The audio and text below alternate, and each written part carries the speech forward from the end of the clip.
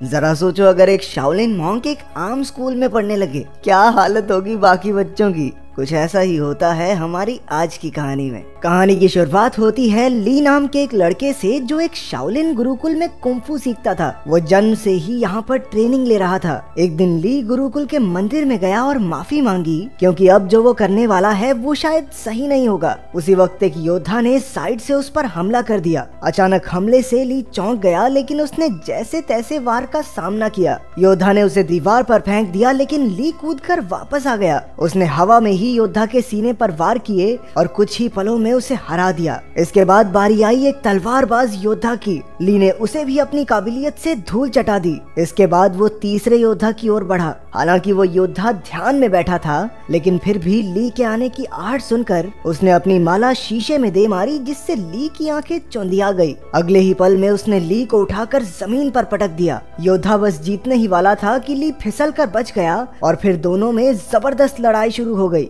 अंत में जीत ली की ही हुई। फिर वो मंदिर में सर झुकाकर बाहर चला गया। गुरुकुल के टीचर ने उसे बताया कि परीक्षा में उसने सबसे ज्यादा हुनर दिखाया है, इसलिए उसे शहर के नए स्कूल में जाने का मौका मिलेगा। शहर में वो 3 लोगों के परिवार के साथ रहेगा, जिसमें 2 बच्चे और एक उनका पिता है। वो आदमी दरअसल एक साइंटिस्ट है जो गुरुकुल के टीचर को जानता था। इसके बाद ली नए शहर की ओर रवाना हो गया। नए स्कूल में एक 15 साल का लड़का फैंग था, जो टाइकोंडो का खिलाड़ी था। उसकी छोटी बहन शैन शैन अपने भाई से बेहद प्यार करती थी। स्कूल के टाइकोंडो क्लब को लैन संभालती थी। वो फैंग के मुकाबले देखकर उसे उसकी कमियां बताती थी, ताकि वो और बेहतर हो सके। लैन का भाई तो एक नंबर का पेटू था। उसे हर वक्त खाने के सिवा कुछ नहीं सूझता था। वो चारों अच्छे दोस्त थे और आसपास ही रहते थे। दरअसल ली लैन के घर ही रहने आने वाला था। उनके पिता डॉक्टर हैन कड़ी मेहनत से काम में जुटे थे। उसकी पत्नी कई साल पहले गुजर गई थी, तो अब वो काम में मस्त रहता था। वो एक खास डिवाइस तैयार कर रहा था, जिस पर शहर के गुंडों की नजर थी। डॉक्टर हैन ने बच्चों को कॉल किया, पर लैन खुश नहीं थी,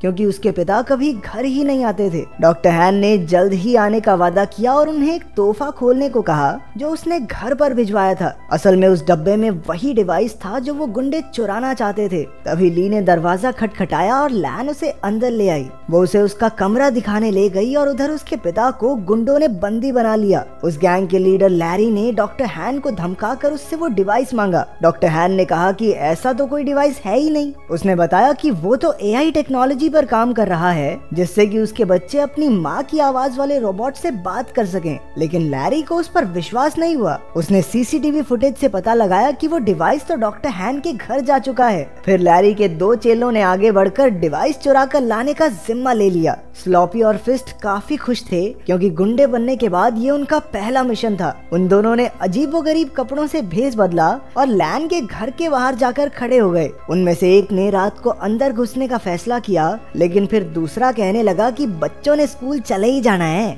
दिन में चुरा लेंगे भाई, क्या हो गया। घर में ली नए शहर के तौर तरीके सीख रहा था। उसने लैन को टाइकोंडो मैच देखते हुए देखा, तो उसे भी ये खेल दिलचस्प लगा। रात को जब वो ध्यान में बैठा, तो यू की वीडियो गेम की वजह से उन दोनों में बहस छिड़ गई। लेकिन जल्द ही दोनों मिलकर वीडियो गेम का मजा उठाने लगे। उधर लैन ने अपने कमरे में जब वो तोहफे का डिब्बा खोला, तो उसमें एक पांडा की चेन निकली। वो नहीं जानती थी कि दरअसल ये पांडा वो पेन ड्राइव है, जिसके पीछे वो गुंडे कब से पड़े हैं। जब लैन ने बटन दबाया, तो पांडा ने उसे पासवर्ड रखने को कहा। तभी लैन ने कहा कि कैसा पासवर्ड, और अनजाने में यही पासवर्ड सेट हो गया। फिर पांडा को ऑन करने पर उसे पता चला कि उसमें उसकी माँ की आर्टिफिशियल इंटेलिजेंस वाली आवाज है। अगली सुबह ली यू और लैन के साथ स्कूल के पहले दिन के लिए निकल पड़ा। उन दोनों गुंडों ने बच्चों को बाहर जाते देखा और अपने प्लान को अंजाम देने का फैसला किया। लेकिन तभी उनमें से एक की नजर उस पैंडा की चेन पर पड़ी, जो लैन ने अपने बैग से टांग रखा था। अब उन्होंने लैन से वो डिवाइस छीनने का प्लान बनाया। रास्ते में लैन ने ली को फैंग से मिलवाया। उसी वक्त एक गुंडे ने चुपके से की चेन चुरा ली और वहाँ से भाग गया। तभी ली ने उसे देख लिया और अपनी फुर्ती दिखाते हुए उसने गुंडे को झट से पकड़ लिया। तभी फैंग भी उसका साथ देने आ गया और दोनों ने मिलकर उस गुंडे की खूब धुलाई की। लेकिन वो गुंडा अब भी नहीं माना और एक बार फिर से पैंडा चुरा कर भाग निकला। अब की बार उन सभी दोस्तों ने मिलकर उसे कचरे के डब्बे में फिट करके सड़क से लुढ़का दिया। फिर स्कूल में ली की क्लास के बच्चे एक शाओलिन योद्धा को देखकर हैरान रह गए। वो उससे पूछने लगे कि क्या कभी वो शादी कर सकता है। वो उससे उल्टे पुल्टे सवाल पूछने लगे। तुम कभी शादी कर सकते हो क्या? भाई कुंफू करके दिखा दे भाई। हाँ, एक बार दिखा दो। हाँ एक बार भाई, एक बार कुंफू करके दिखा दे भाई, मजा आ जाएगा।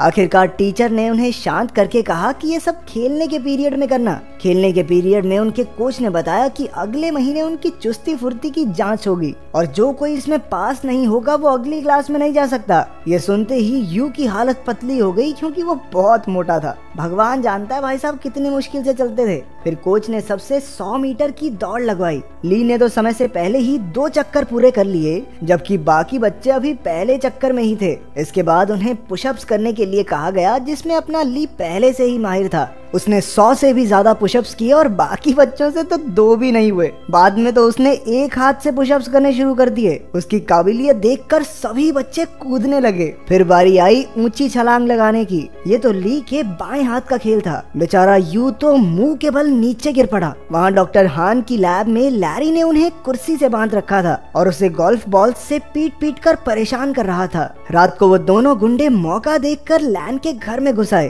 तभी ली की नजर उन पर पड़ गई और वो एक खिलौने के पीछे छिपकर उन्हें डराने लगा, लेकिन उन्होंने जल्द ही उसे देख लिया और मौका देखकर उस पर हमला कर दिया। जब लैन वहाँ पहुंची तो गुंडों ने पैंडा चुरा लिया और फरार हो गए। ली ने लैन और यू को सारी कहानी बताई, लेकिन उन दोनों को लगा कि वो मजाक कर रहा है। इसके बाद हम देखते हैं कि वो दोनों गुंडे अपने मुंह में गोल्फ बॉल्स भरकर लेटे हुए थे। असल में उन्होंने गलती से पैंडा की चेन की जगह वैसा ही दिखने वाला एक परफ्यूम चुरा लिया था। लैरी को एक खास डिवाइस 3 दिन के अंदर किसी कंपनी को बेचना है और इसीलिए अब उसे बेचैनी होने लगी। उसने बड़े गुस्से में उन दोनों गुंडों की गोल्फ बॉल से निशाना लगाया और उन्हें धमकाकर जल्द से जल्द वो खास डिवाइस लाने का ऑर्डर दे दिया। अगले दिन स्कूल में सारे बच्चे फैंग का टाइकोंडो मुकाबला देख रहे थे। वहीं यू और शैन शैन पीछे बैठी 2 बदसूरत लड़कियों के बारे में बातें करने लगी। ये लड़कियां कोई और नहीं बल्कि वो दोनों गुंडे ही थे जो भेष बदल कर वहाँ आए थे। उन्हें लैन के बैग पर वो पैंडा दिखाई दिया और दोनों उसे चुराने के लिए सही मौके का इंतजार करने लगे। उसी वक्त ली ने फैंग को एक मुकाबले की चुनौती दी। इस मजेदार मुकाबले को देखने के लिए सभी बच्चे भागकर आगे चले गए। अब सही मौका देखकर गुंडों ने बैग से पैंडा चुराने की कोशिश की,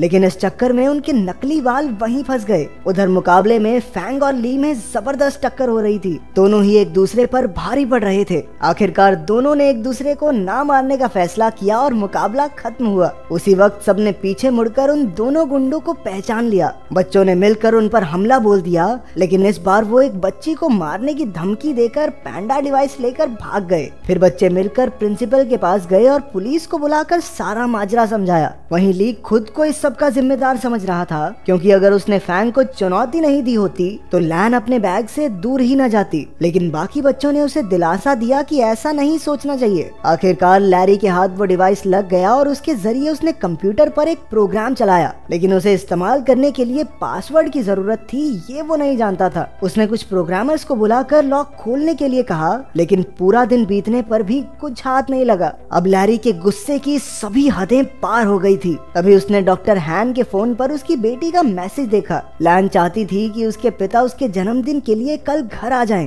लैरी ने डॉक्टर हान की तरफ से कल पार्टी में पहुंचने का वादा कर दिया। अगले दिन लैन और उसके दोस्त जन्मदिन की पार्टी की तैयारी कर रहे थे। बाकी सब लैन को घर में अकेला छोड़कर उसके लिए तोहफे लेने गए। तभी लैन को उसके पिता का मैसेज मिला कि वो घर के बाहर आ गया है, लेकिन जैसे ही वो बाहर निकली उसे किसी ने अगवा कर लिया और गाड़ी में डालकर ले गया। उसी वक्त ली और उसके दोस्तों ने लैन को वैन में देखा और अपनी साइकिल्स लेकर उसका पीछा करने लगे। अंत में सब डॉक्टर हान की लैब में पहुंचे और लैन को ढूंढने लगे। वहीं लैरी और उसके बिजनेस पार्टनर में बहस छिड़ी हुई थी, क्योंकि लैरी उस खास डिवाइस को कल बेचने वाला था, लेकिन अब तक उसे उसका पासवर्ड तो पता नहीं। अब लैरी गुस्से में लैन के गले पर चाकू रखकर उससे पासवर्ड पूछने लगा। लैन ने जवाब दिया, कैसा पासवर्ड? और उसी वक्त वो प्रोग्राम चालू हो गया। बाहर शुरुआत वाले दोनों गुंडे अड्डे की रखवाली कर रहे थे। ली और फैंग ने उन पर हमला करके उन्हें कुछ ही पलों में चित कर दिया, लेकिन इसके बाद उनका सामना हुआ लैरी के आदमी ब्रैडली से। वो भी एक खतरनाक फाइटर था, इसलिए ली और फैंग मिलकर भी उसे हरा नहीं पा रहे थे। अंदर लैब में लैरी की डील पक्की होने ही वाली थी कि उसी वक्त यू ने आकर चुपके से अपनी बहन और पिता को रिहा कर दिया। ली ने भी वहां पहुंचकर गुंडों का मुकाबला किया। उसी वक्त लैरी पेन ड्राइव वाला बैग लेकर बाहर की ओर भागा, लेकिन डॉक्टर हान, यू और लैन ने मिलकर उसकी धुलाई कर दी। ली एक बार फिर से ब्रैडली के साथ मुकाबला करने में फैंग का साथ देने पहुंच गया। आखिरकार वो दोनों मिलकर उसे हराने में कामयाब हो गए। अंत में पुलिस भी वहां पहुंच गई और सारे गुंडों को पकड़ लिया। बाद में ली और यू को उनकी बहादुरी के लिए प्रिंसिपल ने मेडल दिए।